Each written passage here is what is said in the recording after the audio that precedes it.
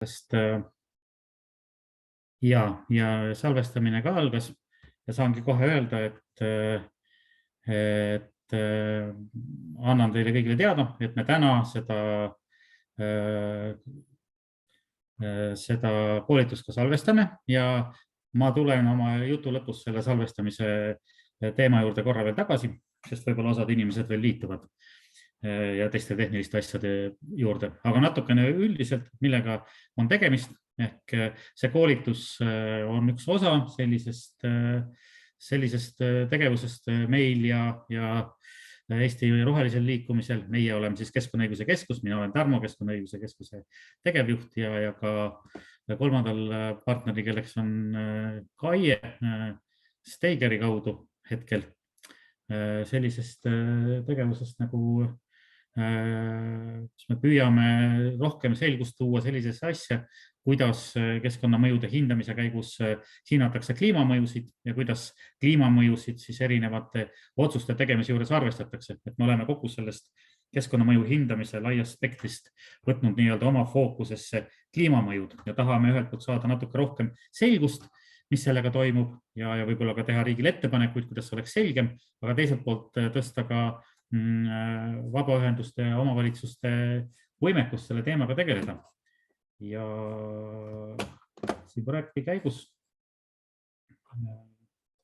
me oleme valmimisjärgus on selline suunis, jällegi suunatud eelkõige kodanikuühendustele ja omavalitsustele selle kohta, kuidas siis neid kliimaargumente KMH-s, KSH-s hinnata ja kuidas need otsuste tegemisel ka arvesse võtta. On juba toimunud üks keskkonnaühendustele suunatud koolitus. Nüüd tänane koolitus on suunatud eelkõige kohaliku tasandi ühendustele, kes oma kohaliku kogukonna elukeskkonna eest hoolt kannavad.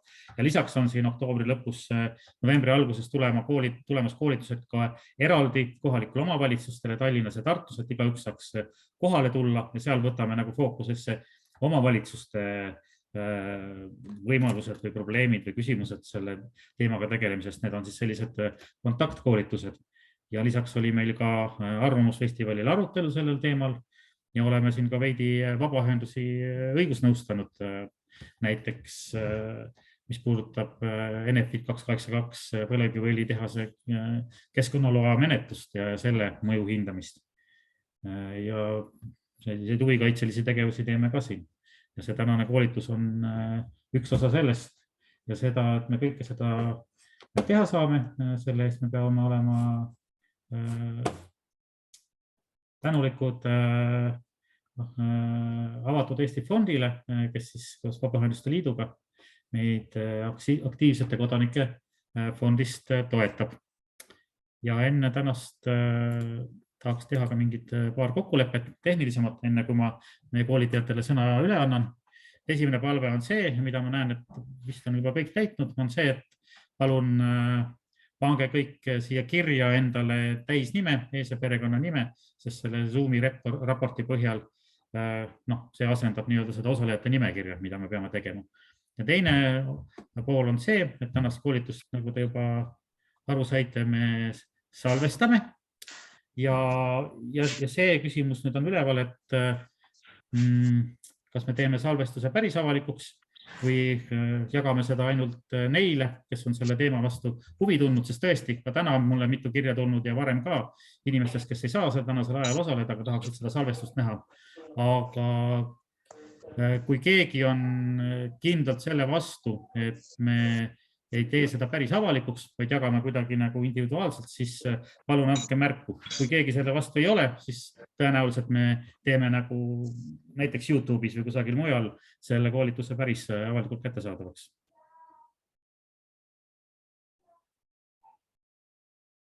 Aga kuna tundub, et kõik on nõus selle avalikustamisega, siis lähme edasi ja ma annan Kaie-Kriista Steigerist, Triin Jäädmale, meie juristile kohe sõna, kes teil täna koolituse läbi viivad ja võib-olla annavad natukene infot ka selle kohta, kuidas me tehniliselt korraldame. Tehnilise poole pealt veel, et mina olen siin siis sellises nagu Facebooki moderaatori rollis, et kui kellelgi on mingeid tehnilisi küsimusi, siis võib mulle sõnumi saata ja ma püüan aidata.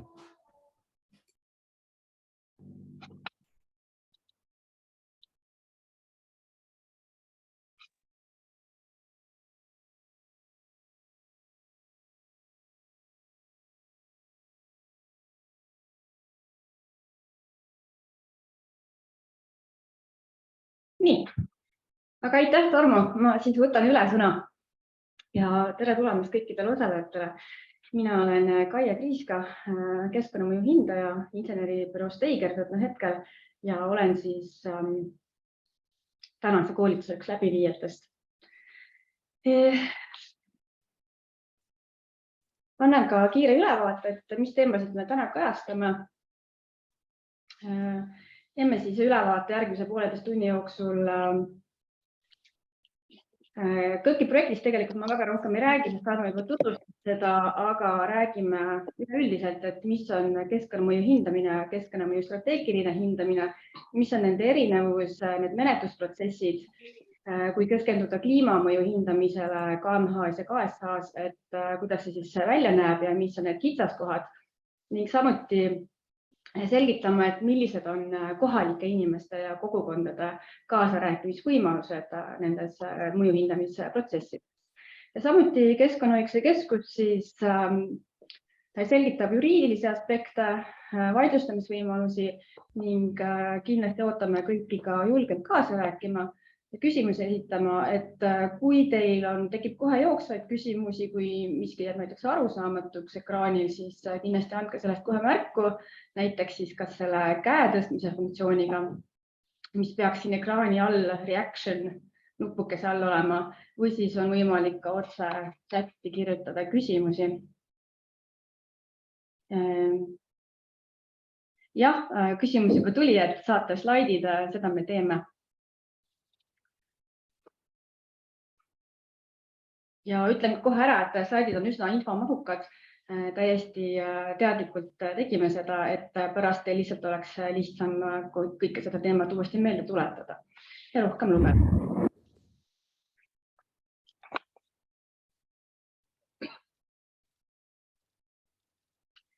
Nii kiirelt veel ülevaade projektist, aga mis ma tooks selle projekti taustaks on üleüldine olukord, et kliimapoliitika on globaalselt ja eriti meil Euroopas saanud juhtivaks muutusi suunavaks jõuks. Hetkel küll kahjuks Ukraina sõja kõrval ja julgeoleku ja tervise ja energiakriisi kõrval. Viimased, aga ma väga loodan, on ajutised, aga kliimamuutused siiski on pikemaajalisem protsess.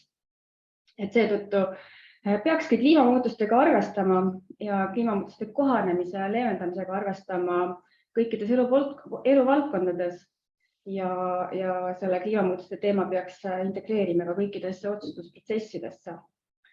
Ning et selles suunas arengut soodustada, tuligi Keskkonnaõiguse Keskus sellise projektiga välja nagu kliimaargumentide arvestamine keskkonnamõju hindamisel. Kiirelt ka projekti meeskonnast, keda te siin näete. Tarmoga te juba tutvusid, kommunikatsiooniga ja ürituste korraldamisega tegeleb Katre Liiv, samuti on meeskonnas Demi Lanson, kes on Eesti Rohelise Liikumise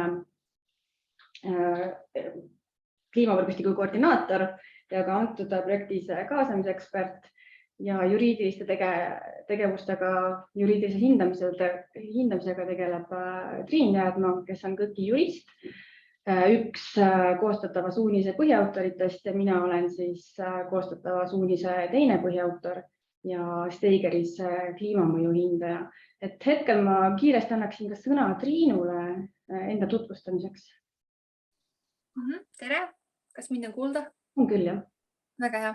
Mina olen Triin Jäädma, olen KÕK-i jurist. Juristitööd olen teinud 2 aastat ja spetsialiseerunud kliimateemadele. Et suuremad tööd ongi meil olnud siis seesamune kliimamõjude hindamise suunise koostamine, millest ka täna räägime, aga ka näiteks esindame siis koos teise KÕK-i juristiga Kärt Vaarmariga noori kliimaaktiviste põlevkiviõlitehase kohtuasjas, kui Tarmo juba mainis, ning hiljuti koostasime ka mahuka kliimaseaduse perspektiivikuse analüüsi, mis ei ole veel avalikustatud. Ja meiega on täna siin ka KÕK-i teine jurist Tiina Georg, kes ka oli kaasatud sellesse projekti ja tema tegeleb rohkem siin maapõue ja kaasamise teemadega.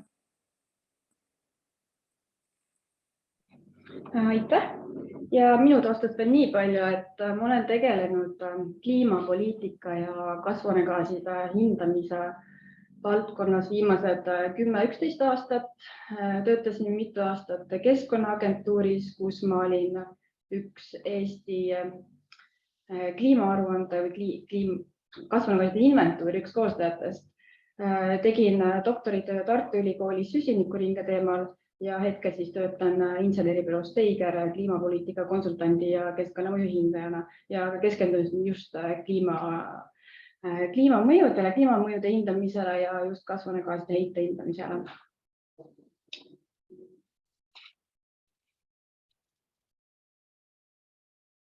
Hästi kiirelt toon välja ka selle suunise, mida me käesoleva projekti raames kirjutame. Et see suunis sisaldab kõiki neid teemasid, millest ka täna räägitakse, aga veel põhjalikumalt ning seda suunist jagatakse ka kõikide huvilistega, huvigruppidega ja ilmselt ka kõikide koolitustel osalejatega hiljem. Aga see suunis peaks valmima nüüd järgmise aasta, kas siis selle aasta lõpus või järgmise aasta alguses.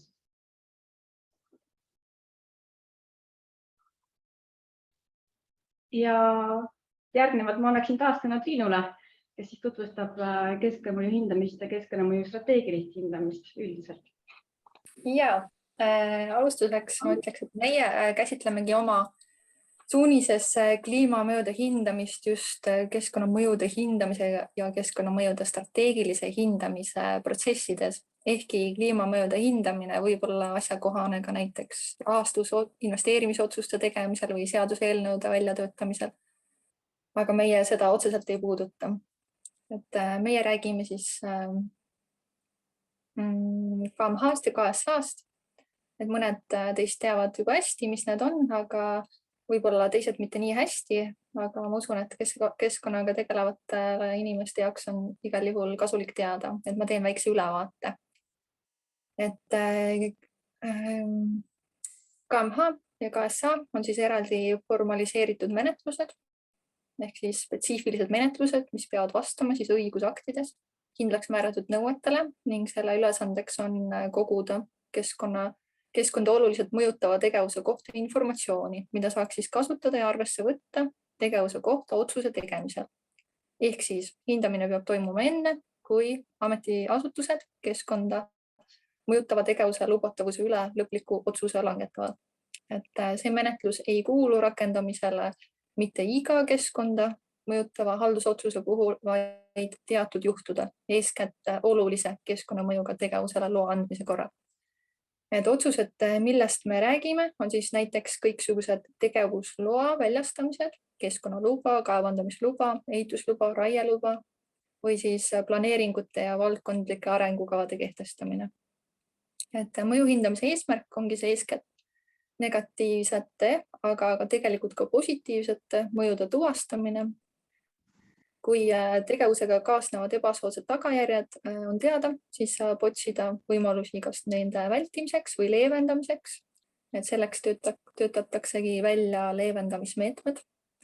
Et omaette väärtuseks on kaasnevate mõjude teada saamine iseenesest ainult sellisel juhul, kui tegevusega kaasnevad mõjud on otsustajale teada, arendajale teada ja avalikkusele teada, et siis on võimalik selle tegevuse osas seisukohta kujundada.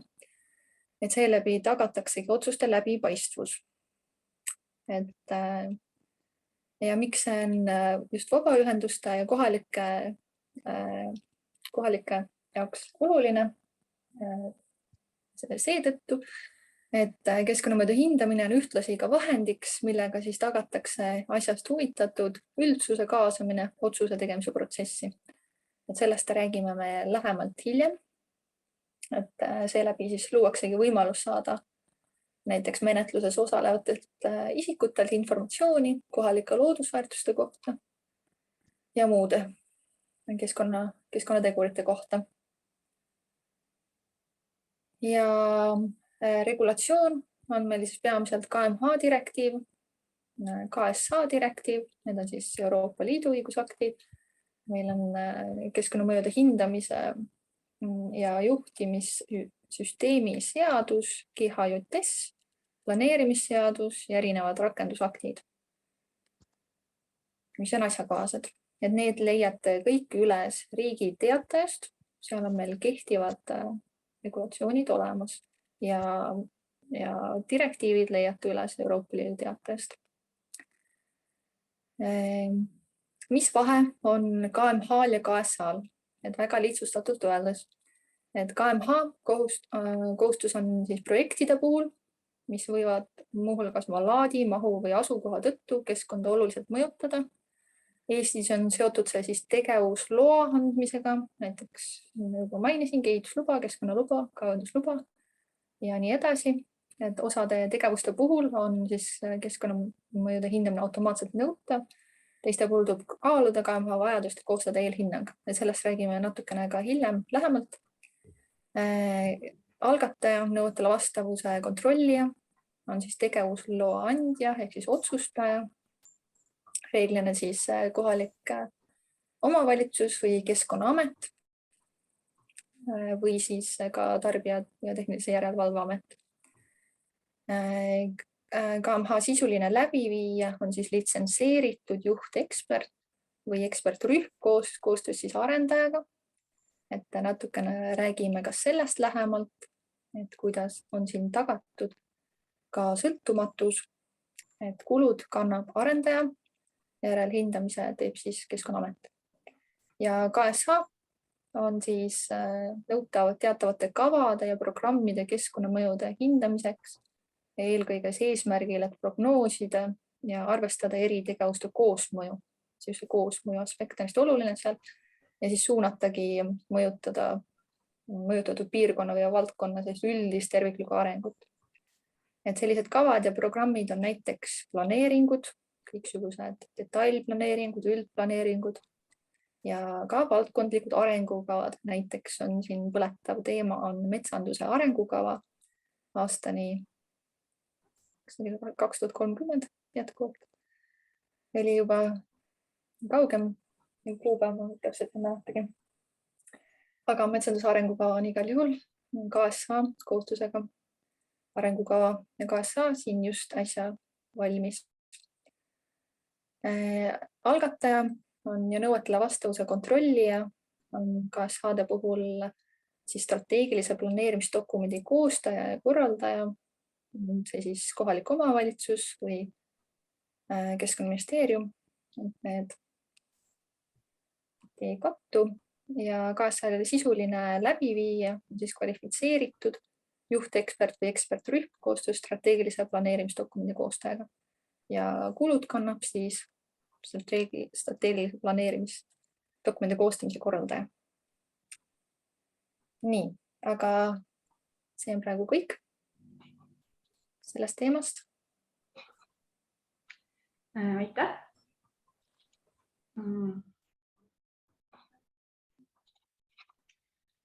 Ja tihti inimesed küsivad, et millal siis peab algatama keskkonnamõju hindamise või keskkonnamõju strateegilise hindamise. Ja see on väga selgelt välja toodud seaduses, et keskkonnamõju hindamine on kohustuslik, kui kavandatav tegevus võib tuua kaasa eeldatavalt olulise keskkonnamõju, sealhulgas ka olulise ebasoodsa mõju Natura 2000 võrgustikualadele. Ja olulise keskkonnamõjuga tegevused on välja toodud siis keskkonnamõju hindamise seaduses ehk KEHIS, nagu me ühendatud ütleme, ja ka planeerimisseaduses. Et keskkonnamõju hindamiste alla käib 36 erinevat tegevust kohustuslikus korras siis mõju hindamise alla. Osaliselt ma tõin ka neid näiteid siin välja, et näiteks kui raadatakse metsamaad üle 100 hektari või kui ehitatakse kuivendussüsteemi üle 100 hektarisele pindalaga metsamaale või märgalale. Aga ka näiteks kaevanduste korral, näiteks kui karjäär on üle 25 hektari või kui kavandatav turbakaevandus on üle 150 hektari suur. Ning igal juhul tuleb keskkonnamõju hindamine läbi viia, kui tegemist on tuuliku püstitamisega veekogusse. Aga kui tahetakse rajada tuuleparke, siis see ei lähe kohustusliku hindamise alla, küll aga on siis vaja teha eelhinnang. Et kindlasti nende tegevuste puhul mida ei ole määratud kui olulise keskkonnamõjuga tegevused, siis ei tähenda, et neid ei peaks üldse hindama, vaid nende kohta ongi seaduses eraldi ette nähtud eelhindamine konkreetsete tegevuste kohta ja selle käigus siis eelhinnangu käigus samamoodi antakse siis ülevaade ja tehakse siis järeldused, et kas on vaja läbi viia põhjaliku mõju hindamine või mitte. Ja näiteks eelhindamine on kohustuslik tuuleparkide puhul, kui on üle maismaa tuuleparkide puhul, kui on üle 5 tuuliku ja mille koguvõimsus on üle 7,5 megavati. Aga keskkonnamõju strateegiline hindamine on kohustuslik, nagu Katriin ütles, kõikide erinevate valdkondlike arengukavade puhul, nagu välja toodud metsanduse arengukava, kalanduse põllumajanduse arengukava, transpordi arengukava ja nii edasi, aga ka üleriikiliste ja maakonnaplaneeringute puhul ning ka üldplaneeringute puhul ning ka omavalitsuse eriplaneeringute ja riigi eriplaneeringute puhul.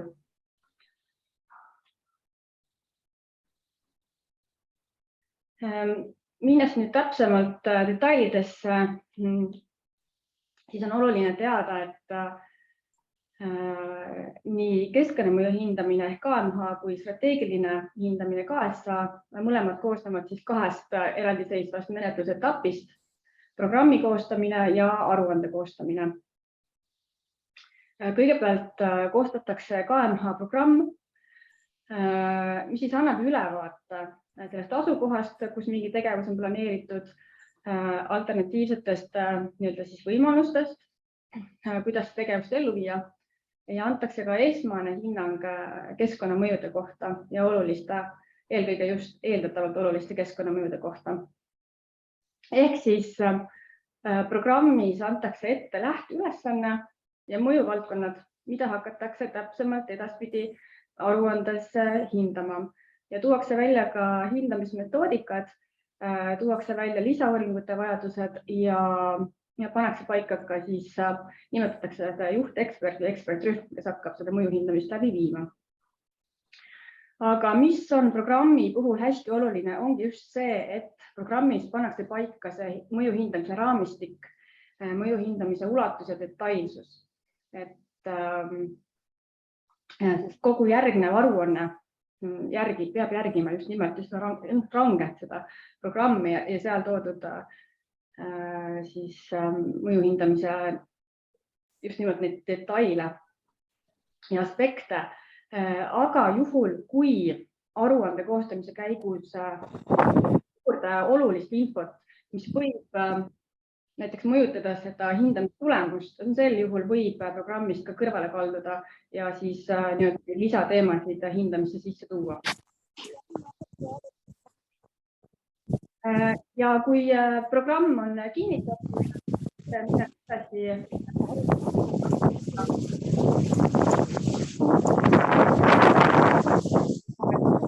hetkel me ei kuule, kellelgi on äkki mikrofon sees. Välja.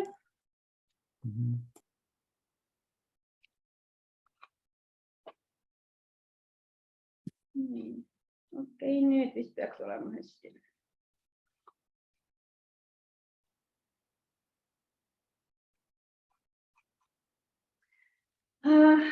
Aga siis, kus ma jäin aruande juurde, et aruanne iseenesest on see põhidokument mõju hindamisel. Tuuakse välja kõik tulemused, uuringu tulemused, järeldused, antakse soovitused, milline on siis välja toodud alternatiividest parim variant, millega tasub edasi minna ja tuuakse välja ka keskkonnameetmed ehk siis meetmed, kuidas leevendada negatiivseid keskkonnamõjusid ja tuuakse välja ka näiteks keskkonnaseire vajadus, kui siis antud tegevus saab loa. Ning põhimõtteliselt on menetlusetapp nii KMH-l kui KSA-l analoogne, et kõigepealt siis esitatakse loa taotlus, algatatakse strateegilise planeerimisdokumendi menetlus, siis otsustaja, kelleks on tavaliselt kas siis Keskkonnaamet või siis strateegiliste dokumentide puhul selle korraldaja, näiteks Rahandusministeerium või kohalik omavalitsus, peab selgitama välja, et kas KMH või KSH läbiviimine on üldse vajalik ja vajadusel viiakse läbi eelhindamine. Kui leitakse, et KMH või KSH läbiviimine vajalik ei ole, siis jäetakse see algatamata ja minnakse edasi loa taotlusega või tegevusega. Aga kui KMH või KSH algatatakse, siis toimub kogu menetlus, nii-öelda 2 protsessi, nagu ma ütlesin, programm ja aruande tegemine. Ning alles siis, kui aruanne kiidetakse heaks, jätkub loa menetlus või siis selle strateegilise planeerimisdokumendi menetlus. Ning mis on sisuline erinevus KMH ja KSH vahel on see, et keskkonnamõju hindamine on ikkagi projektipõhine ja keskendub eelkõige keskkonna aspektidele. Et seal reeglina selliseid põhjalikumaid sotsiaalmajanduslikke uuringuid läbi ei viida. Et see on ikkagi asukohapõhine, tegevusepõhine, lokaliseeritud, aga seevastu ka detailsem võrreldes KSH-ga. KSH menetlus on juba ruumiliselt hõlmab reeglina ruumiliselt suuremat pindala, kas siis riiki, maakonda, valda, linna. Ja sellest tulenevalt on ka siis selline KSH läbiviimine, ta on nagu ülevaatlikum, aga seal integreeritakse rohkem sisse ka sotsiaalsed, majanduslikud ja kultuurilised aspektid koos keskkonna aspektidega. Et KSH-des küll tehakse juba põhjalikumalt majandusanalüüse ja vaadatakse mõju näiteks juba nagu täiesti detailsemalt ja põhjalikumalt mõju kultuuripärandile, kultuuri kasvõi edendamisele ja edasi. Et seal on lisaks keskkonnale ka väga oluliselt sisse toodud muud sotsiaalsed teemad. Samas jälle, kuna tegemist KSH on selline üldisem hindamine, siis nagu ma ütlesin, vaadatakse selle puhul nii-öelda laiemat pilti, ehk ei minda eraldi iga metsaeraldise või näiteks iga väikse tee hindamise juurde. Ja et seda peab siis kindlasti silmas pidama, kui näiteks ka kaasa rääkida nendel teemadel. Ja üldse, kui rääkida mõju hindamisest ja mõju ulatusest ja selle suuruse hindamisest, siis oluline on see põhimõte, et mõju hindamine peab olema proportsionaalne ja kontekstipõhine. See tähendab seda, et kui me mõju hindame, siis ei hinnata absoluutselt igat asja, ei tõsteta iga väikest kivi ümber, ei tehta täielikku olelusringi analüüsi, sest see esiteks ei ole võimalik ja teiseks ei ole vajalik. See ei ole võimalik seetõttu, et enne kui projekt ei ole realiseerunud, ei ole ka ju täielikku andmebaasi. Et me siiski tegeleme reeglina piiratud andmestikuga ja piiratud teaberessurssidega. Aga mis on just oluline, on see, et keskenduda just nendele olulistele keskkonnamõjudele, mida toob ka seadus välja, mitte absoluutselt kõikidele üksikutele väiksematele keskkonnamõjudele. Et tulebki välja selgitada kõige olulisemad, kõige suurema mõjuga keskkonnamõjud ja need tegevused, mis need keskkonnamõjud põhjustavad.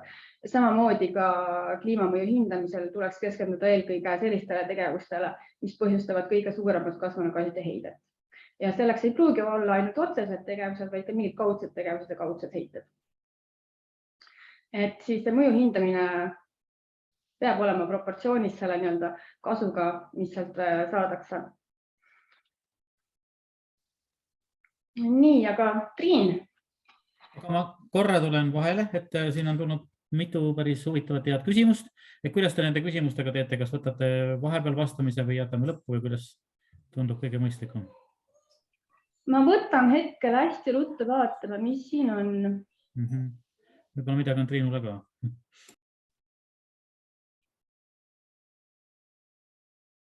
Et näiteks küsimus, et kus saada infot, kui palju on arendusi KMH tõttu mitte saanud teha. See info on Keskkonnaametil.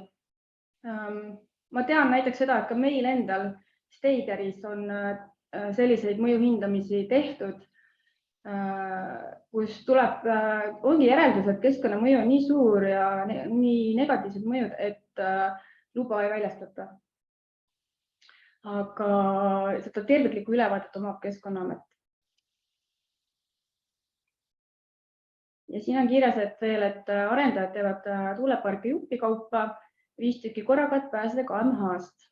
Aga lõpptulemus on suurem ja miks ikkagi järgmise osa lisamisel KMH-d ei nõuta? Et kui pannakse 5 tuulikut püsti ja siis edaspidi 5 tuulikut püsti. Ja see on selline kaval trikk, mida arendajad aeg-ajalt proovivad ära kasutada. Ja samamoodi näiteks ka kaevandamiste korral, et kui seadus ütleb, et KMH on kohustuslik, kui karjäär on üle 25 hektari ja siis loa taotlusesse kirjutatakse näiteks 24 või 23 hektarit. Aga no tegelikult Keskkonnaamet ei ole rumal ja nagu nii lihtsaid trikke läbi ei lase, et igal juhul tuleb sellisel juhul teha eelhindamine ja eelhindamise tulemusena suure tõenäosusega tuleb teha ka seal keskkonnamõju hindamine. Aga see on Keskkonnaameti või see on siis otsustaja otsus, kas teha keskkonnamõju hindamine või mitte, või siis see strateegiline hindamine. Ja see on kaalutlusotsus, et võetakse arvesse siis kogu infot, mis on olemas. Ja ma mõtlen just laiendamise korral, kuna siin oli kirjas, et okei, kõigepealt tehakse 5 tuulikut ja edasi. Sama paralleeli võib tuua ka kaevanduste karjääride puhul, et nagu laiendatakse, siis ka laiendustele tegelikult reeglina küsitakse seda loa taotlust. Laiendustele on igasugused tegevusel üldiselt on vaja seda tegevusluba, küsitakse loa taotlust ja selle alusel siis vaadatakse, kas on seaduse järgi kohustuslik keskkonnamõju hindamine või mitte, või siis kohustuslik eelhindamine näiteks. Ja, aga vaata selle vahel on selline küsimus, et on nagu, ilmselt on siis keeruline öelda, et kas on nagu üks projekt või sama projekt, et võib-olla vahe on seal, ma ei tea, 500 meetrit või 300 meetrit, et kas neid peaks kumulatiivselt hindama või kui on 2 kilomeetrit vahet, eks ole. Tegelikult on täiesti võimalik ka erinevat keskkonnamõjude hindamise liitmine, aga see on pigem erandlik. Et kui on erinevad arendajad, siis on ka erinevad projektid ja erinevad hindamised, aga keskkonnamõju hindamisel on ka täiesti selline eraldi peatükk nagu koosmõju, kus peab hindama koosmõju siis ütleme näiteks tuuleparkide puhul, siis kui on tõesti seal läheduses ka palju teisi tuuleparke, siis koosmõju ka kõikide teiste tuuleparkidega.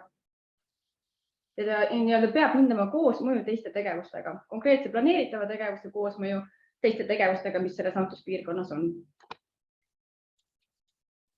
Ma vastan ka kiirelt, et õiguslikult ka kindlasti ei ole lubatud selline jupitamine, et seda on ka kohtud rõhutanud, et igasugune nii-öelda salami slicing, ehk siis sa jupitad neid mõju hindamisi ja kokkuvõttes sa ei hinda nagu koosmõju, et selline või üleüldse seda mõju hindamist ei algatagi, sellepärast et sa jupitad need tegevused, et selline asi ei ole lubatud. Ja siin on üks küsimus, ma arvan, pigem Keskkonnaõiguse Keskusele, et kas eraisik saab pöörduda kohtusse keskkonnateemalistes asjades ja mis juhul näiteks kas valla üldplaneeringut saab eraisik vaidlustada keskkonna ja looduse kaitseks? Ja üldplaneeringuid ja detailplaneeringuid, neid võivad kõik isikud vaidlustada, et seal on populaarkaebuse esitamise õigus olemas, aga üldiselt muudel teemadel sul peab olema näiteks keskkonnaloa vaidlustamisel, sul peab olema selle tegevusega oluline puutumus, sa pead olema see mõjutatud isik. Et seal on ka omad kriteeriumid, et millal sa nagu oled mõjutatud isik, millal mitte. Ja näiteks sa oled lähedal elada ja nii edasi. Et hästi lihtsustatakse, et Triin võib umbes nii öelda, et eraisik saab esitada eelkõige neid argumente, mis puudutavad tema elukeskkonda ja looduskaitselisi argumente saab siis esitada see keskkonnaühendus, kelle nii-öelda põhikirjalisi eesmärkide saavutamist see kahju, eks ole, loodusele takistab. Ütleme niimoodi, et detailplaneeringu ja üldplaneeringu vaidlustamisel võivad ka eraisikud tuua ka looduskaitselisi argumente. Need argumendid, see ei pea olema selleks keskkonnaühendus. Aga üldiselt jah, keskkonnaühendused, nemad saavad vaidlustada ka selliseid projekte ja load taotlusi, mis on näiteks kuskil kaugemal, et nii nagu meil on siin kliimanoored on vaidlustanud selle põlevkiviõlitehase ehitusloa, ehkki nad ise seal piirkonnas ei ela, aga nagu keskkonnaühendusel, kelle või kiirelised eesmärgid on sellega seotud, selle just nende tegevustega, siis nemad saavad vaidlustada. Et see kaebeõigus keskkonnaühendustel on hästi aval. Jah, aga siis lähme edasi, aeg jookseb, et meil on väga palju teemasid katta. Aga Triinu, palun jätka siis just nimelt seadusandlikel teemadel, et kuna on nõutud konkreetselt kliimamõju hindamine ja siis ilmselt need vaidlustamise küsimused meil veel tulevad ka edaspidi jutuks. Ja, keskkonnamõjude hindamise regulatsiooni ja siis eelkõige KMH direktiivi muudeti 2014. aastal, et seda siis kohandada viimase 25 aasta jooksul toimunud poliitilise, õigusliku ja tehnilise konteksti arenguga, et sealhulgas siis uute keskkonnaprobleemidega. Et seadusandjad olid ühel meelel, et keskkonnaküsimused nagu kliimamuutus ning õnnetuste ja katastroofide riskid, need on muutunud poliitika kujundamisel olulisemaks ning seetõttu peaksid need olema olulised elemendid ka projektide heakskiitmise, hindamise ja otsustusprotsessides. Et nii on keskkonnamõjude hindamise regulatsiooni kohaselt nõutav ka kliimamõjude hindamine, et tõin välja siin olulisemad sätted, millele saab viidata, et õigusaktid kohustavad hindama nii mõju kliimamuutustele, kavandatava tegevuse mõju kliimamuutustele kui ka selle tegevuse haavatavust kliimamuutuste suhtes ning kohanemise aspekte. Et kuidas täpsemalt kliimamõjusid hinnata, õigusaktid ei selgita, nii otseselt ei selgita, meil on mingid üldreeglid on paigas, et kuidas üleüldse mõju hindamine peab toimuma, aga kliima aspektides spetsiaalselt midagi ei ole öeldud. Aga nüüd juba 2013. aastal andis Euroopa Komisjon välja ka kliimamõjude hindamise suunised, et samuti on komisjon erinevates teistes keskkonnamõjude hindamise juhistes kliimateemat käsitlenud. Olen siin ka all viidanud paarile olulisemale suunisele, et viimane ja põhjalikum juhend on siis Euroopa Komisjoni teatis taristu kliimakindluse tagamise tehnilised suunised, mis on siis koostatud programmi InvestEU määruse alusel ning selle eesmärk on siis Euroopa institutsionaalsetel ja erainvestoritel teha teadlikke valikuid, määrates kindlaks siis projektid, mis on kooskõlas Pariisi kliimaleppe Euroopa Liidu kliimaeesmärkidega. Ehk siis puudutab rohkem kliimamõjude hindamist, mis eelneb rahastusotsustele, aga selles on eraldi peatükk ka KMH ja KSH protsessi põhietappide kohta, et nendest saab eeskuju võtta. Ehk siis igatahes see juhend on põhjalik, et teda tasub meeles pidada ja huvi korral lapata, seal on palju head infot. Et näiteks käsitleb ka siin CO2 varikulu, mis on selline põnev teema ja mõjuhindamise aspektist on see eriti asjakohane kliimamuutustega kohanemise osas. Et näiteks, et kuidas projektidele niinimetatud stressitestimist teha, võttes siis arvesse ka kõige hullemaid kliimatsenaariumeid. Et leevendamise teemadel on see pigem üldsõnaline, aga kohanemise teemadel ma väga soovitan seda vaadata. Jah, aga see on praegu kõik.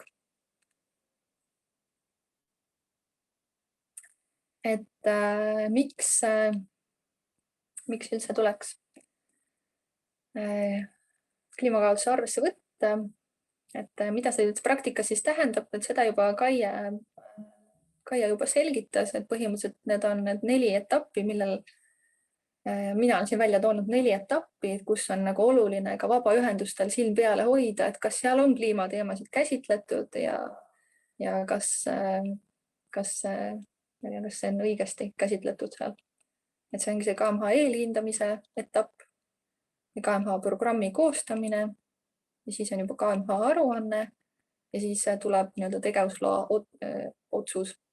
Et nendest kõigis etappides saab kaasa rääkida, me kohe jõuame selleni, aga need on nagu need neli kohta, et kus tuleks vaadata, et kas seal on kliimateemat ka õigesti käsitletud. Aga ma praegu rohkem siin ei peatu. Jah.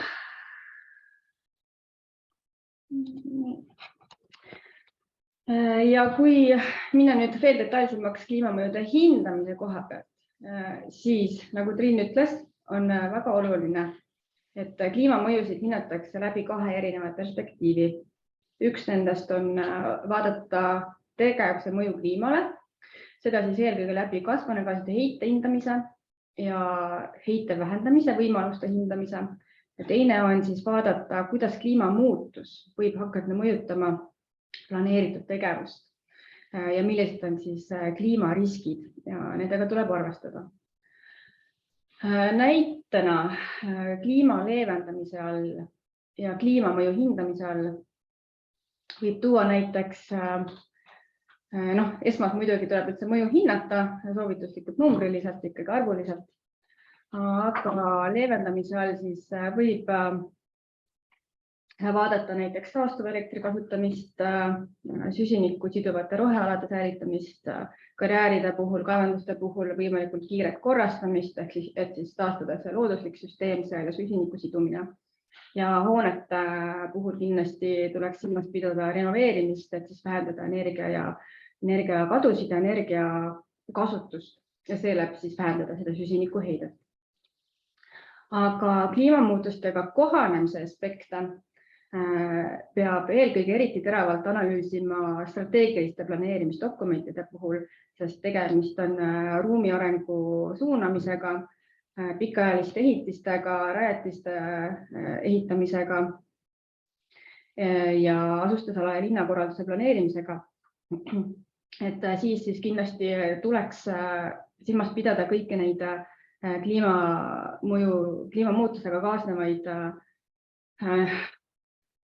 ilmastiku nähtuseid siis nagu üleujutused ja tormid ja kuumalainete sagenemised, aga ka näiteks jäitepäevade sagenemised.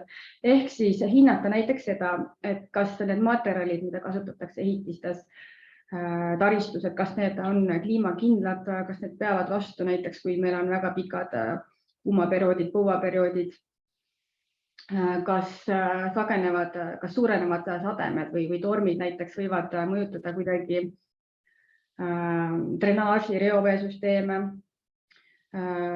energiavarustussüsteeme, kas see ruumiline planeerimine, kas võib kuidagi süvendada soojasaare tekkimise efekti ja nii edasi.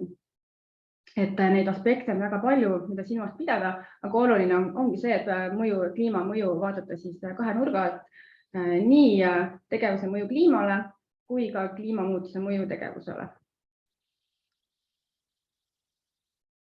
Ja kui minna veel detailsemaks kasvuhoonegaaside heite hindamise juurde, siis keskkonnamõju hindajad on silmitsi päris mitmete probleemidega. Näiteks see, et ei ole ette antud ükski regulatsioon ei anna ette, et millist metoodikat tuleks kasutada kasvuhoonegaaside heite hindamisel KMH-des või KSH-des. Neid metoodikaid, üleüldisi metoodikaid, kuidas kasvuhoonegaaside heidet hinnata on palju. Näiteks nagu IPCC juhised ehk siis rahvusvahelise kliimamuutuste paneeli juhised, mida kasutatakse ka riiklikes kasvuhoonegaaside inventuurides. On Euroopa Investeerimispanga süsiniku jalajälje hindamise juhised, on Greenhouse Gas protokoll, suunised ja nii edasi. Aga kõik need juhised on omaette eesmärgiga ja neid tavaliselt ei saa otse üle võtta keskkonnamõju hindamisse. Et reeglina tulebki siis kombineerida seal erinevaid metoodikaid. Ja kliimamõjude hindamise puhul on ka see keeruline, et tegemist on alati väga suure määramatusega, selline looduslike mõjude hindamine on alati keeruline, eriti seda siis just kliima aspektist, et otseselt väga mõõta ei saa ja tuleb siis kasutada teisi meetodeid. ning tihti ongi niimoodi, et ei pruugi olla täielikku andmestikku või piisavalt detailset andmestikku, et alati ei olegi võib-olla võimalik see kvantitatiivne või arvuline hindamine näiteks kasvuhoonegaaside heite hindamise puhul sageli just näiteks kaassaades.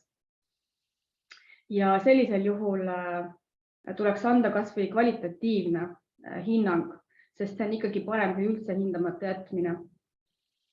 Ja tegelikult seda kvalitatiivset kliimamõju hindamist aktsepteerivad ka rahvusvahelised keskkonnamõju hindamise ühingud.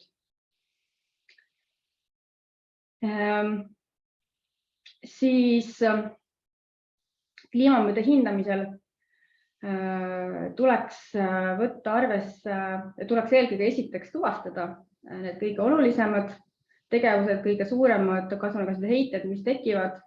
Nendeks võivad olla nii otsesed kui kaudsed heited ja siis just neid kõige olulisemaid tegevusi, mis põhjustab kasvuhoonegaaside heidet, just neid hinnata. Ning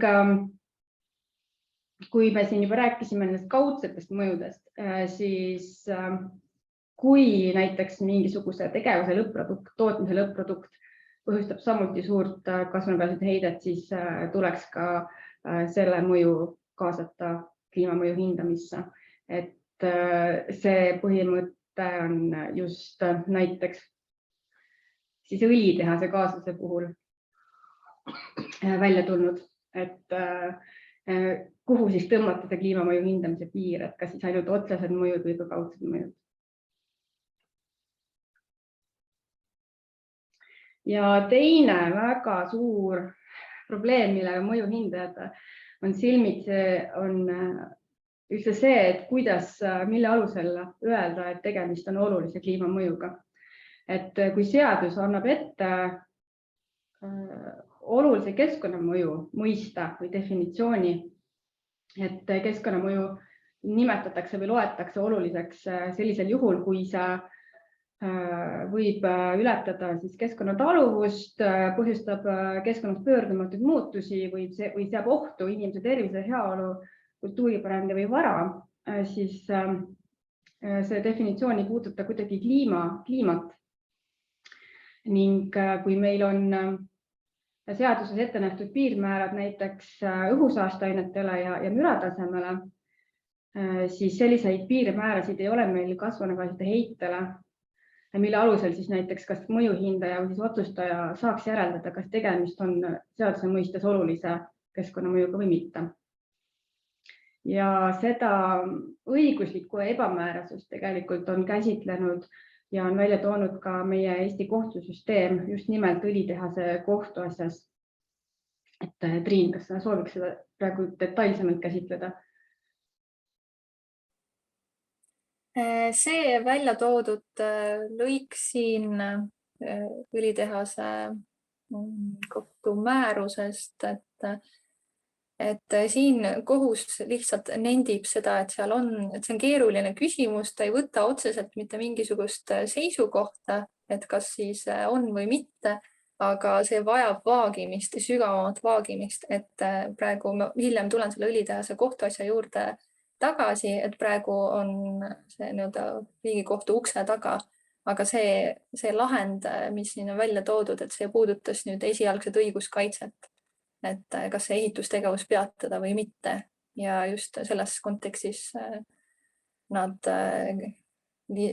kirjutasid midagi sellist, et siin on et see on segane teema, et siin ei ole ühtset lahendust ei ole, aga eks näis, et kas nad võtavad kaebusmenetlusega, mis nende lõplik seisukoht saab olema. Ja. Aitäh. Aga kuidagi ikkagi seda mõju peab hindama, et siis hetkel kliimamõju hinnataksegi pigem eksperdi siis oma subjektiivse eksperdi arvamuse põhjal, subjektiivse selles mõttes, et ei ole seaduses ette antud piiri, mis ütleks, et see on nüüd raudne faktiline objektiivne hinnang, aga et igal juhul see mõju hindamise suurus või see hinnang, et kas mõju on siis oluline või mitte oluline või kas ta on väheoluline või juba tugevalt oluliselt oluline, et seal on ka need erinevad kategooriad, kuidas seda mõju suurust siis nimetada. Igal juhul see peab olema põhjendatud ka kliimamõju hindamise puhul. Isegi siis, kui meil ei ole ette antud piirmäärasid, öeldakse või siis mõni ekspert siis jõuab järeldusele, et mõju siis, kas kliimamõju siis on või ei ole oluline. Ja mida mina näiteks olen teinud, on see, et ma olen võrrelnud mingi tegevuse või projekti kasvuhoonegaaside heidet antud sektori koguheitega, vaadanud, et mis see osakaal on, et kas see on nagu suur või mitte.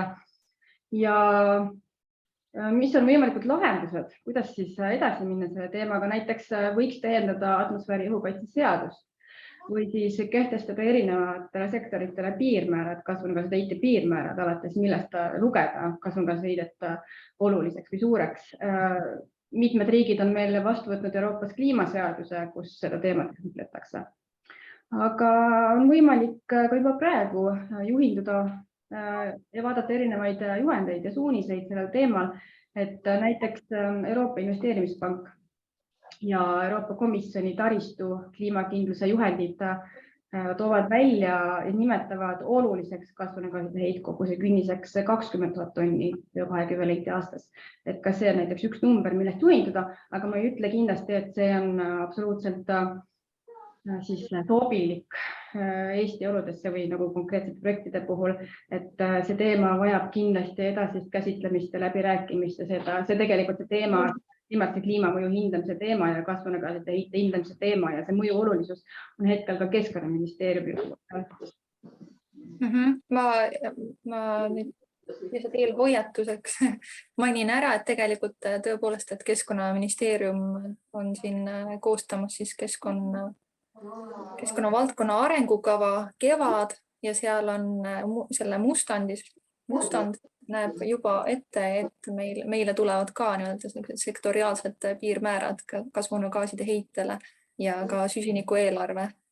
Et see vähemasti mustandis oli see kirjas, eks näis, et kas selleni ka päriselt jõutakse.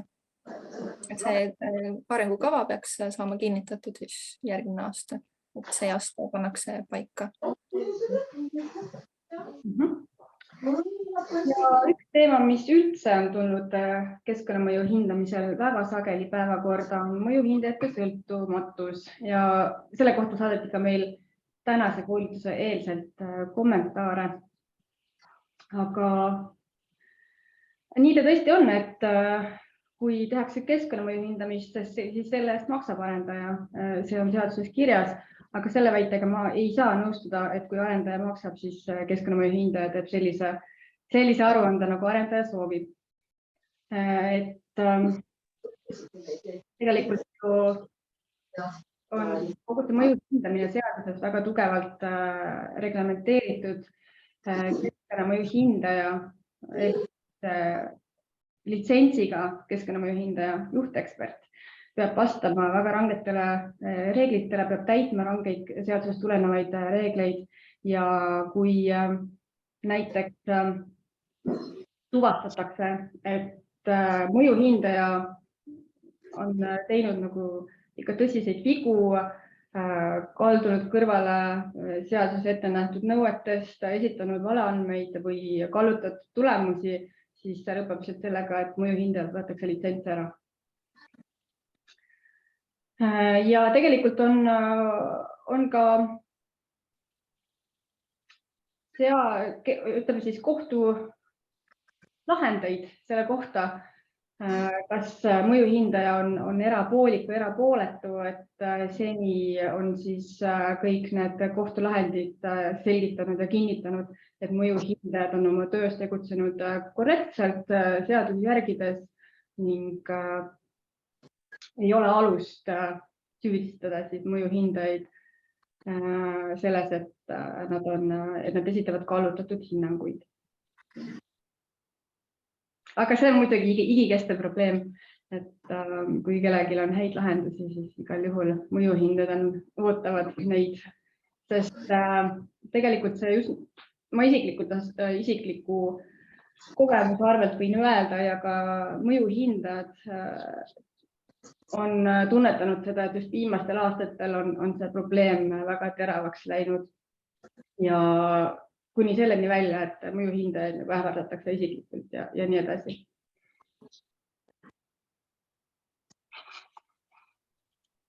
Nii, aga siis kindlasti huvitab inimesi, kuidas on võimalik kaasa rääkida kogu mõju hindamise protsessis. Ja selleks on erinevad võimalused. Kui vaadata seda kogu protsessi, KMH KSA menetlusprotsess on oma olemuselt sarnased, siis on nii programmi faasis kui ka pärast aruande faasis on võimalik kaasa rääkida kõikidel kohalikel inimestel, kogukondadel ja ka kohalikul omavalitsusel. Et programmi faasis, kui programm on valmis, siis see esitatakse avalikustamiseks. Avalik väljapanek programmil kestab vähemalt 2 nädalat ja selle avaliku väljapaneku jooksul on inimestel võimalik saata kirju ja ettepanekuid selle programmi kohta. Ja pärast avalikku väljapanekut toimub avalikustamine ja ka avalikustamise jooksul on võimalik teha suulisi ettepanekuid ja märkusi programmi kohta. Ning kõiki neid märkusi peab adresseerima selles suhtes, et kõikidele kirjalikele märkustele peab vastama kirjalikult, seda nõuab seadus. Ja kui avalikul arutelul küsimus ei saa vastust, siis tuleb ka see vastus pärast kirjalikult edastada küsijale. Ning samamoodi toimub aruande avalikustamine, et kui aruanne valmib, Keskkonnaamet või siis mõni teine otsustaja kontrollib, kas see vastab seadusele, nõuetele, siis tehakse avalik väljapanek. Aruande puhul on see vähemalt 30 päeva, mille jooksul on võimalik saata kirjalikult ettepanekuid ja märkusi.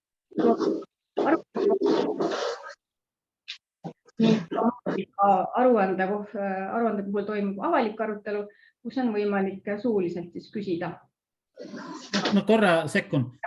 Kaie, kas sa saaksid palun Kadri Rütmani mikrofoni kinni panna, sest mina host saab vist ainult seda teha. Ta ei ole mu sõnumit vist näinud.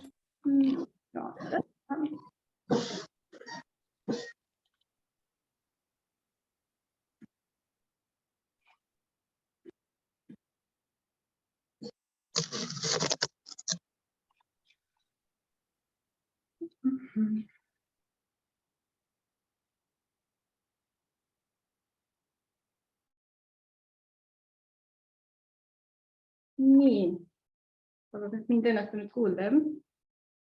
Ei ole või? On. Jah.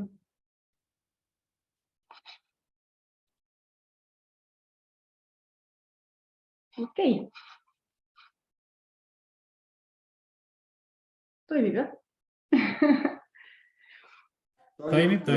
Nii, väga hea. Korraks tekkis segadus. Aga nagu ma ütlesin, siis kaasarääkimise puhul igal juhul kõik küsimused peavad saama vastuse, aga mis on oluline, on see, et kõiki ettepanekuid ei pea arvesse võtma.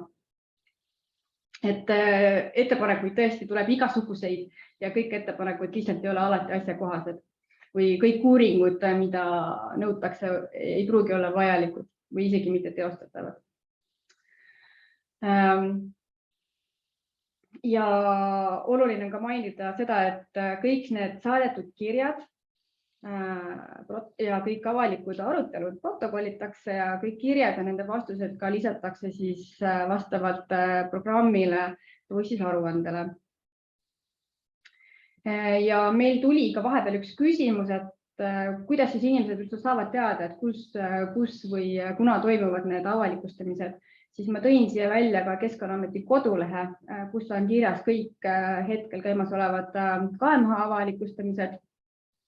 Aga KSA-de puhul on niimoodi, et KSA-de avalikku infot jagab siis selle KSA korraldaja oma veebilehel ja selleks võib olla siis kas ministeerium, Rahandusministeerium või kohalik omavalitsus. Et siin ei ole ühtset veebilehte, mis annaks ülevaadet kõikidest käimasolevatest KSA-dest. Aga igal juhul see on ka kohaliku omavalitsuse ülesanne teavitada kõiki oma elanikke nendest protsessidest, mis siis nende territooriumil toimub. Nii, aga ma palun Triinul jätkata.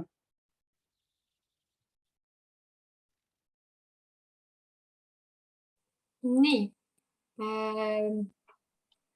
Keskkonnamõjude hindamine ega selle aruanne ei määra ära seda, millise lõppotsuse loaandja langetab. Ehk siis otsustaja ei ole mõju hindamise järeldustega lõpuni seotud. Et õiguslikult on aruanne siis üldjuhul vaid üheks oluliseks tõendiks teiste hulgas, millest saab lähtuda. Aga ei pea, põhjendatud juhul ei pea või võib ka sellest kõrvale kalduda, aga see peab tõesti olema väga hoolikalt põhjendatud. Et üldiselt, et milline roll üldse nendel mõjuhindamise tulemustel on siis otsuse tegemisel. Et ma tõin välja siin planeerimisseaduse sätte, et rõhutada, et planeeringute puhul on siis eriti oluline erinevate huvide tasakaalustamine ja sellepärast on oluline ka kõik kliimaga seonduv seal õigesti tuvastada ja rõhutada, et kliimamuutuste leevendamine on väga tugev avalik huvi. Ja kaudselt on seda näiteks sedastanud ka Riigikohus oma lahendites, kui on öelnud, et taastuvenergia arendamine on oluline avalik huvi. Et kahtlemata ja muutuse leevendamine on tugev kaalutlus, peaks olema. Et seda tuleb rõhutada lihtsalt need kõik, kes kaasa räägivad nendes protsessides. See on oluline rõhutada. Ja kahtlemata on oluline ka kliimamuutuste kohanemise pool, et mis võib mõjutada ka erahuvi.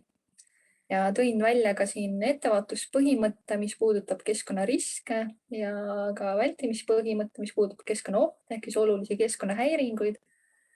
Et need on need, mis siis KMH ja KSA peavad tuvastama ja selgesõnaliselt siis välja tooma, et kas tegevus toob kaasa olulise keskkonnamõju, et seda juba Kaie osalt juba käsitles, et miks see termin on väga oluline, aga samas mõneti ka segane kliimamõjude kontekstis.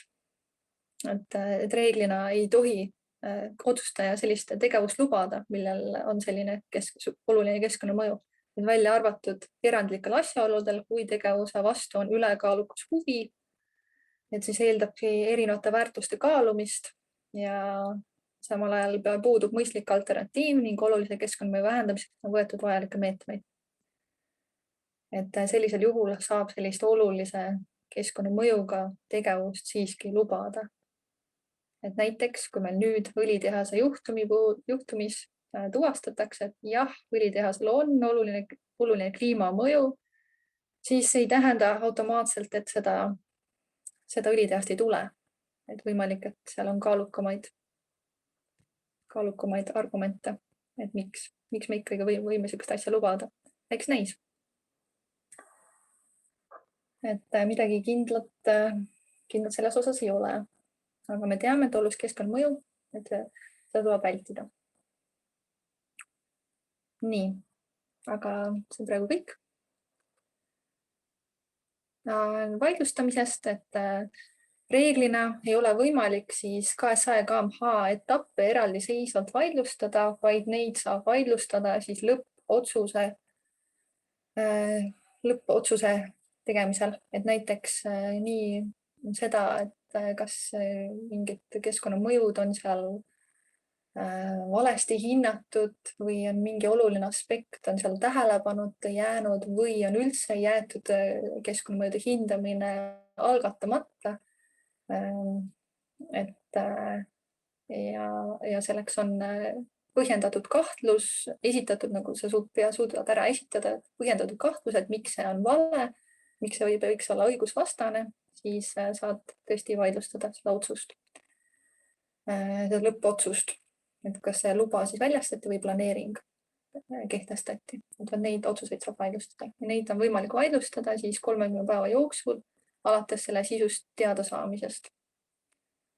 Et esitades kas siis vaide haldusorganile või kaebuse halduskohtule. Et koos, jah. Nii palju vaidlustamisest. Ja seda, kes saab pöörduda kohtusse, seda ma ka juba rääkisin. Ja kui rääkida nüüd üldse näidetest, siis sellise positiivse näitena mina tooksin, kui rääkida just kliimamõju hindamisest KMH-des ja KSH-des, ma tooksin välja Rail Balticu. Ma ei ütle, et see on ideaalne, aga Rail Baltic raudtee puhul on tehtud senimaani kõige põhjalikum, just kliimamõjude vaates, kõige põhjalikum keskkonnamõjude strateegiline hindamine ja keskkonnamõjude hindamine. Ja seda siis mõlemast perspektiivist, nii siis kasvuhoonegaaside heite hindamise ehk siis kliimamõju perspektiivist ehk siis selle projekti elluviimise mõju kliimale kui ka kliimamuutuste kohanemise perspektiivist. Et täiesti eraldi kohanemise aruanne ka Rail Balticu raudtee planeeringu kohta avalikustati ja väga põhjalik veel seejuures ja koos kõikide kohanemismeetmetega. Aga meil on kindlasti ka mitmeid negatiivseid mõjusid, millest räägib Triin. Negatiivseid näiteid, vabandust. Negatiivne näide on tõesti õlitehas, millest te ilmselt juba üht-teist olete kuulnud, et jutt käib siis Eesti Energiale kuuluvast Enefit Poweri uuest põlevkiviõlitehasest, mida parasjagu siis suurtel tuuridel ehitatakse. Selle detailplaneering kehtestati 2019. aastal, ehitusluba anti välja siis 2020. aastal ja detailplaneeringu raames koostati ka KSH. Ehitusloa andmisel ei peetud vajalikuks uue KMH algatamist ja tuginetigi KSH järeldustele. Ja kliimaaktivistid Fridays for Future Eesti, MTÜ Loodusfulu, vaidlustas siis ehitusloa otsuse ja sellega ka KSH aruande ning suuresti argumentidel, et siis kliimamõjude hindamine oli läbi viidud puudulikult ning õlitehase rajamine on vastuolus Eesti kliimaeesmärkidega. Eks 2 kohtuastet on jätnud meie kaebuse rahuldamata. Kaebus on praegu Riigikohtu ukse ees. Riigikohus pole veel otsustanud, kas võtab kaebuse menetlusse või mitte. Ja peamiselt võib-olla peamine argument, et miks see kohus jättis me kaebused rahuldamata, et kuna meie vaidlustame siin ehitusluba aga tugineme seejuures heidame ette seda, et just see, et käitamise keskkonnamõju on siin õigusvastane, aga kohus vaatab seda võrdlemisi formalistlikult ja ütleb, et aga ehitamisel ei ole endal seda negatiivset keskkonnamõju, mida teie ette heidate. Et õige koht võib-olla vaidlustamiseks on hoopis see keskkonnakompleksluba, mille menetlus on praegu veel pooleli. Et seal saame veel kaasa rääkida, aga samal ajal ehitatakse õlitehast. Et meil on siin väga palju etteheiteid kogu sellele menetlusele ja sellele, kas selline asi on üldse lubatav, et me ehitame tehase valmis, ilma et meil oleks tegelikult teada selle keskkonnakaitseline lubatavus. Ja ehitusluba tugines siin KSH-le, aga see KSH oli selgete puudustega. Olen siin mõne puudused välja toonud, tugineti vananenud heite vähendamise raamistikule ja puudub kasvuhoonegaaside heitmete kvantifitseerimise lähtealuste kirjeldus, mis üldse on projekti otsese ja kaudse heite allikad ja nii edasi. Arvesse ei ole võetud põlevkiviõli kasutamise mõjusid kliimamuutustele, et see on hästi oluline etteheide, et püüti jätta ekslik mulje, nagu õli tootmine on kliimavaatest hea. Kuna Eesti inventeeritud kasvuhoonegaaside bilanss väheneb võrreldes sama mahu põlevkivi otsepõletamisega elektri tootmiseks. Aga tegelikkuses on kogu see kasvuhoonegaaside heide hoopis suurem kui elektri tootmise otsepõletamisel. Aga selliste asja seal aruandes välja ei toodudki. Seda ei võetud üldse arvessegi, seda suurt kasvuhoonegaaside heidet, mis tuleb just sellest põlevkiviõli põletamisest. Ning ka lähtestsenaarium ehk nullalternatiiv ei kajastanud usutavalt Euroopa Liidu ja Eesti kliimapoliitikat, et seal eeldati, et me jätkame samas suures mahus põlevkivi kasutamist. Ja samuti oli seal probleemne kogu see olulise kliimamõju puudumise põhjenduste aspekt, et see oli nagu täielikult põhjendamata. Ja hinnatud ei olnud ka projekti haavatavus kliimamuutuste suhtes. Et just nimelt kohanemise aspektist. Et nüüd Keskkonnaamet on algatanud uue keskkonnamõjude hindamise just nimelt põlevkiviõli tehase keskkonnakompleksloa menetluse raames ja see on praegu pooleli. Programm just kinnitati ning hinnatakse ka kliimamõju kui ka kliimamuutuste projekti haavatavus kliimamuutuste suhtes. Et selline positiivne aspekt küll, aga seda tehakse nüüd väga hilja, kui tehas on peaaegu valmis ehitatud. Ja eks näis, mis selle lõppjäreldus on, et kas võib üldse käitamiseks luba anda või mitte. Jah. Nii, aga meie poolt on hetkel ettekandega ühel pool ja ootame siis mõtteid, küsimusi. Ja siin on juba paar küsimust tulnud chati ka, et kas sa loed need ise ette või kuidas sul kõige mugavam on? Ja ma arvan nii sulle kui Triinule. Vaatame.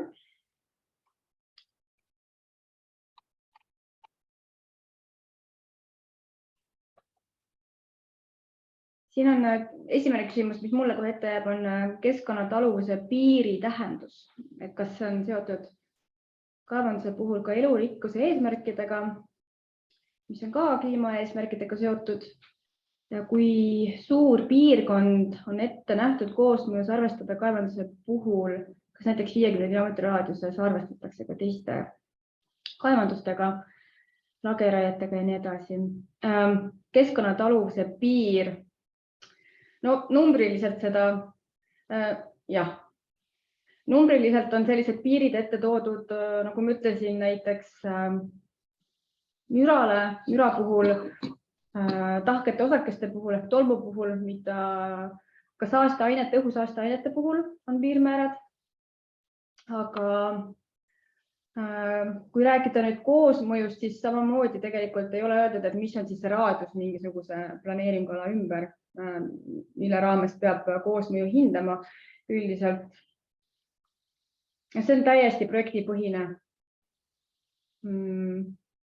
Et tõesti sõltub iga kord, kui suure arendusega on tegemist, kui suure kaevandusega on tegemist. Et kui näiteks räägime kaevandustest, siis üldiselt vaadatakse kogu seda maardlat, kuhu seda karjääri või kaevandust planeeritakse. Et mis on selle konkreetses maardlas ka kõik need teised kaevandused, kuidas näiteks väljavedu intensiivistub tänu sellele, et sinna lisandub veel üks karjäär. Et ma ei tea, kas soovite veel rohkem küsida selle kohta, võib-olla midagi konkreetsemalt. Et siin tõesti ei saa ühte numbrit öelda, et mis see konkreetne koosmõju piirkond siis on.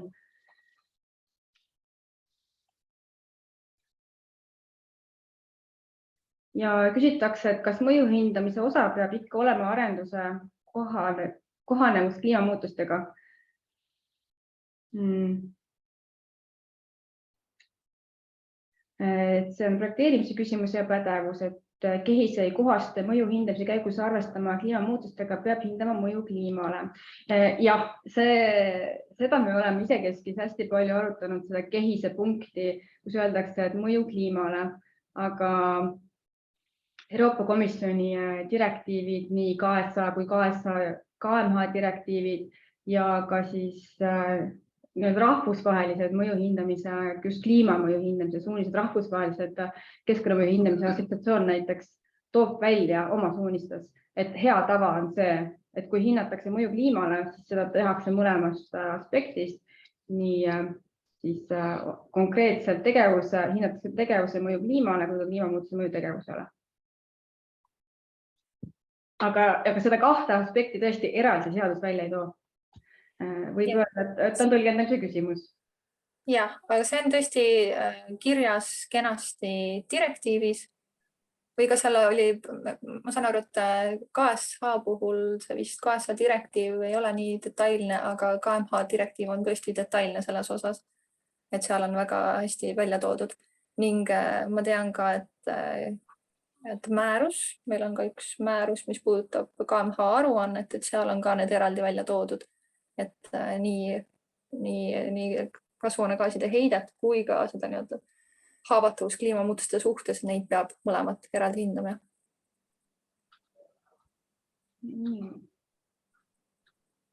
Vaatan, siin on üks väike küsimus veel tulnud, aga ma arvan, et kui teil on veel küsimusi soove arutada, et meid on endiselt üsna palju siin, et me saame teha nii, et kes kirjutab chati, võib otse kirjutada, kes tahab suuliselt küsida, see annab käega märku ja siis me anname sõna. Ma võtan kiirelt selle veereostuse küsimuse ka, et jah, et veekogudes on küll ette antud need erinevad saasteainete piirmäärad. Et seal on ka, jah. Mille puhul võib öelda, et mingite tasemete ületamisel on tegemist juba olulise keskkonnamõjuga ja nii-öelda keskkonnataluvuse ületamisega. Ja ka põhjavee puhul ma nüüd ei oska öelda, kas on eraldi ka põhjaveele. Ma kahjuks nende hüdroloogiliste teemadega nii detailselt ei tegele, et ei oska sellele hetkele vastata.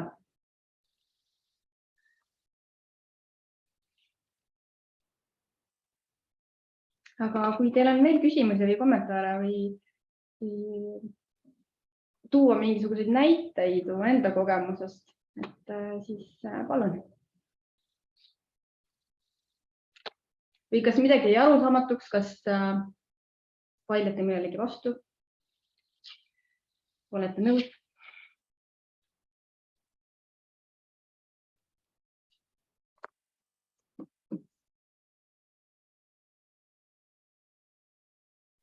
Võib-olla natuke siin mõtteid kogute ja üks küsimus tuli, aga ikkagi nii kaua te mõtteid kogute, ehk on meie hulgas veel ka kohalike omavalitsuste esindajaid ja siis ma veel kord tuletan meelde, et kuu lõpus vist on enam-vähem paigas, me ei ole küll välja kuulutanud 26. oktoober Tartus ja millalgi novembri esimeses pooles Tallinnas teeme ka kohalikele omavalitsustele natuke teise fookusega, aga sama teemalise koolituse ja püsige kõiki infokanalite lainel, meie Facebook näiteks, koduleht, nii edasi ja küllap me püüame ise ka KOV-idega ühendust võtta, et on tulemas ka otseselt KOV-idele suunatud koolitus.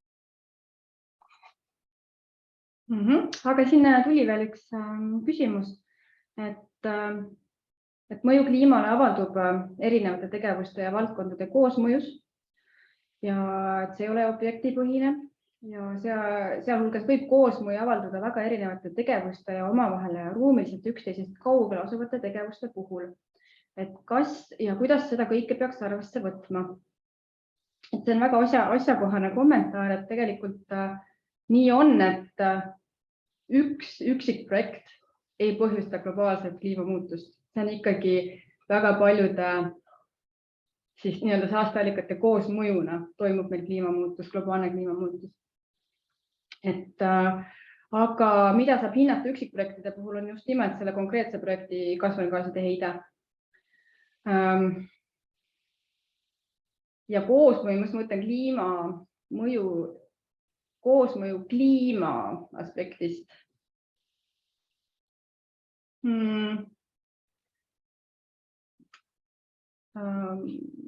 Ma üldiselt, kui ma mõtlen enda praktika peale, siis kui ma teen KMH-sid, siis kasvuhoonegaaside heidet ma hindan ikkagi selle konkreetse projekti põhiselt, et ei võtta arvesse neid teisi tegevusi seal ümber, kuna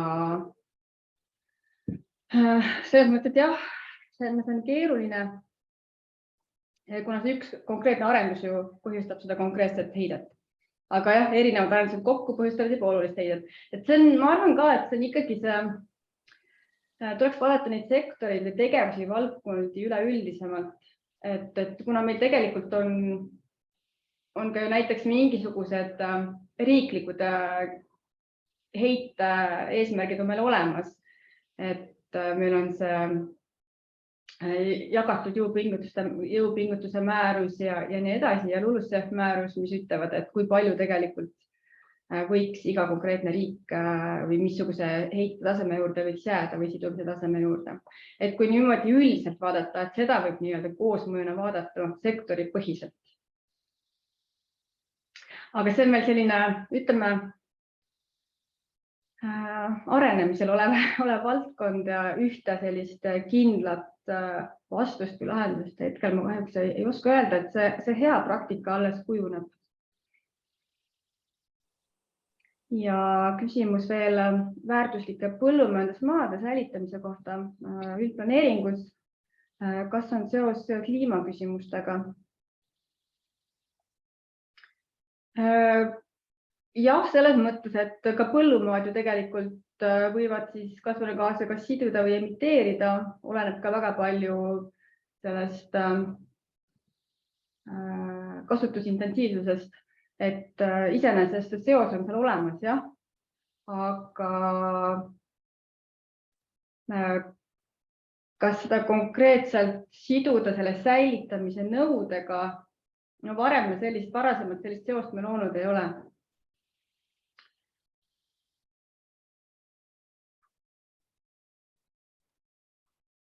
Ja siis kommenteeritakse veel, et põhirõhk ei peaks olema kliimakaebuste esitamisel, vaid algusest peale KMH KSA menetlusega kaasas olemisel ja koostööl. Ja nagu ka ettekandja rõhutas, ei saa KMH-s ja kaasas alati kõigile meele järele olla. Et jah, selle märkusega ma olen absoluutselt hästi nõus, et just nimelt, et vältida eos juba neid konflikte arendajate, kohaliku kogukonnaga, kohaliku omavalitsusega on just see kaasarääkimine kõige olulisem, et see on ka KMH ja KSA üks eesmärk, see läbipaistvus ja kaasarääkimine. Et jõutakse siis vähemalt kompromissideni midagi hinnata, kuidas leida parimad lahendused ja nii edasi.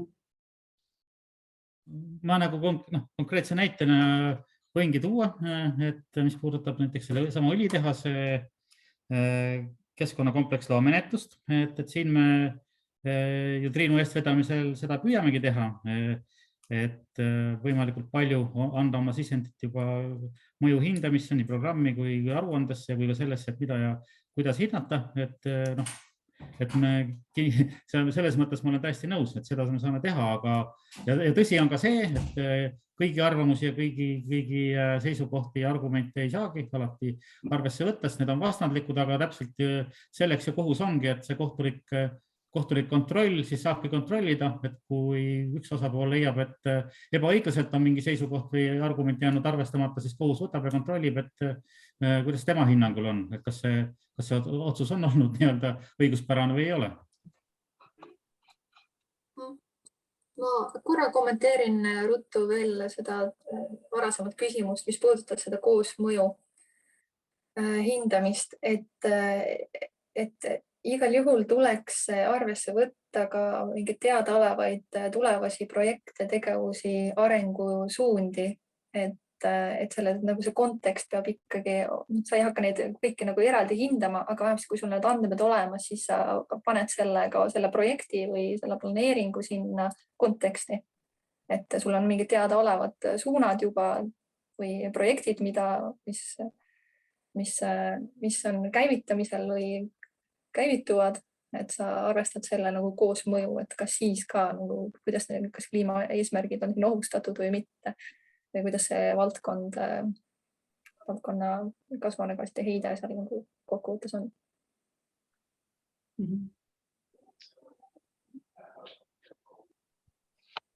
Nii hästi kiiresti veel võtan küsimusi, mis on vahepeal on tulnud, et täpsustati seda väärtusliku põllumaa säilitamise küsimust, et seal võiks ju metsa kasvatada, mis oleks kliima seisukohalt ehk isegi parem lahendus. Jah, selles mõttes, et ilmselt mets seob rohkem kiiremini süsinikku kui põld, põllumalt seda küll, aga antud juhul ma natuke lugesin seda üldplaneeringut, mida siin varasemalt meile mainiti ja meile saadeti küsimusena, siis üldplaneeringus oli põhimõte see, et see väärtuslik põllumaa juhtotstarve peab säilima, et ta peab säilima põllumaana, mis tõttu sinna ei olnud lubatud metsa istutada. Siis oli küsimus, et seda, mida hinnatakse kohalikelt elanikelt ei küsita, kuidas seal osaleda. See on just nimelt programmi avalikustamise teema. Kui programmis pannakse kirja, mida hakatakse hindama, siis selles etapis on kohalikel elanikel võimalik kaasa rääkida, teada saada, mida hinnatakse, mida ei hinnata ja teha ettepanekuid, et näiteks kui nad arvavad, et midagi peaks veel lisaks hindama, siis seda ettepanekut saab esitada ja seda peab kindlasti ka põhjendama.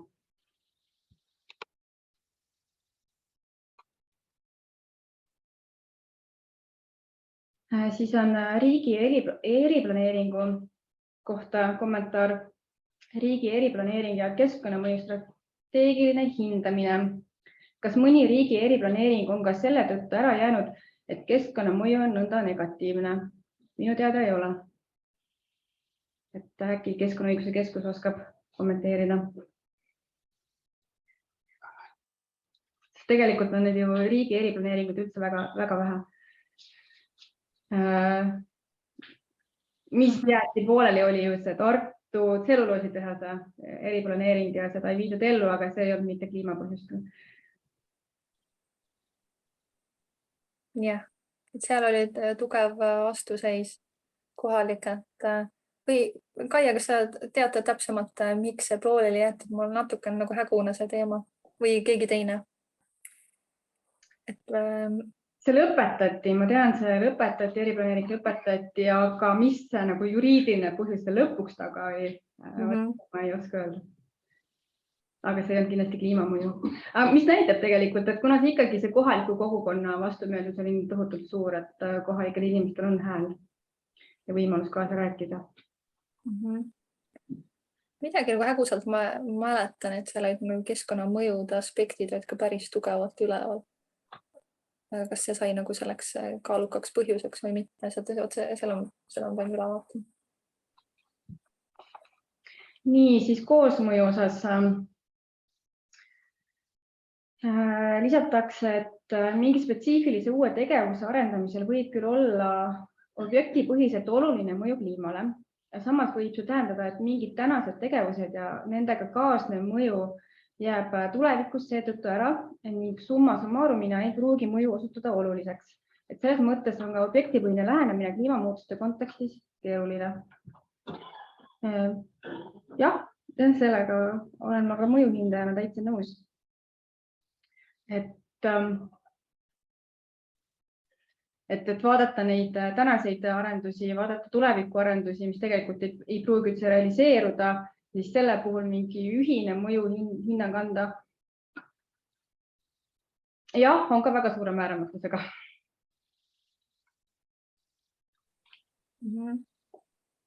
Siin oleks abiks tõesti künnistest, et kui meil on tõesti sektoril künnis, meil on üleüldne olulise keskkonnamõju künnis olemas, sest et tegelikult kuidas me jõuame kliimaeesmärkideni, kui me neid üksikuid projekte ka ei pidurda.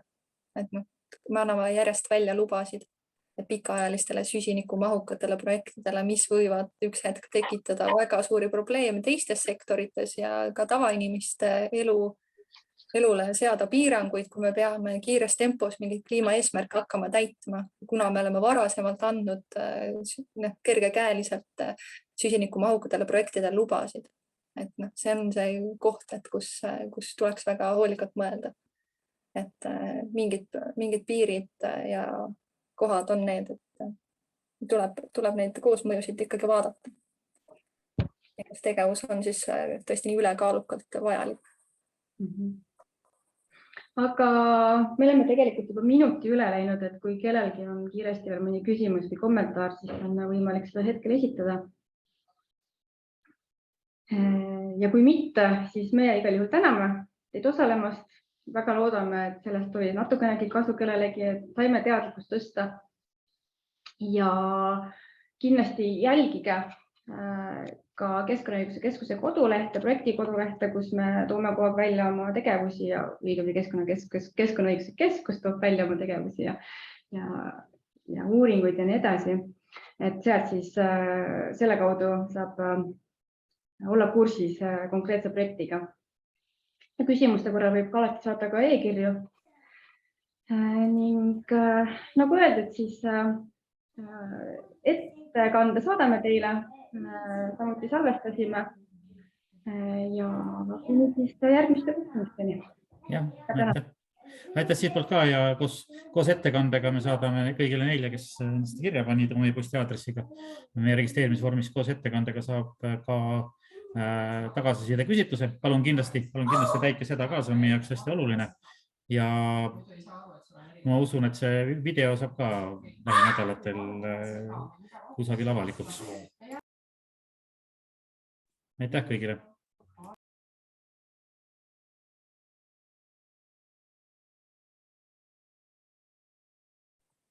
Nägemist! Ja Kaie, seekord sa konverdid, eks ole, enda arvutisse selle video? Okay.